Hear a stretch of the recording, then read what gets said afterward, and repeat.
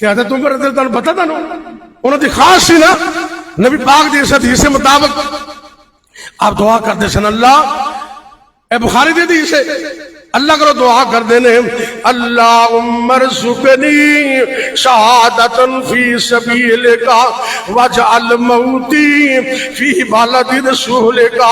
اللہ عمر تیرے کو دو دعاواں کر دے، عمر نو موت آئے نبی دے شہر مدینے اندر تے عمر نو موت آئے تے شہادت دی موت آئے۔ اللہ سانو بھی مدینہ عطا کر دے۔ مدینے دی ٹھنڈی ہواؤں اللہ اللہ، مدینے دی ٹھنڈی ہواؤں اللہ اللہ، جس سے ہے دنیا فدا اللہ اللہ۔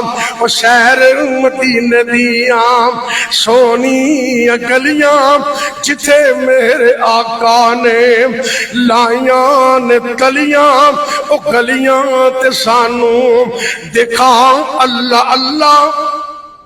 آمین تو کہہ دو۔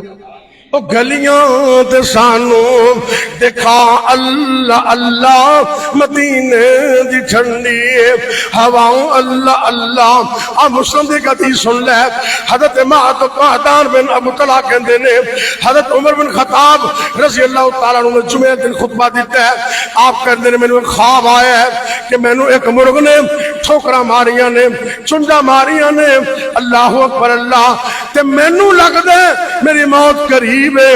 آپ نے اس حدیث نو حضرت اسماء بنت امیس دے کول بیان کیتا ہے تے نبی پاک دی صحابیاں نے ایدی تعبیر کیتی ہے، اے اللہ دے پیغمبر دے صحابی اے عمر رضی اللہ تعالیٰ عنہ، ایدی تعبیر تانوں ایک اجمی بندہ قتل کرے گا۔ انجی ہویا ایک بندہ ابو لولو فیروز، عام طور تے مجوسی کہندے نے، لیکن ایک حدیث میرے سامنے انہوں نے لکھا ہے مجوسی نہیں عیسائی سی،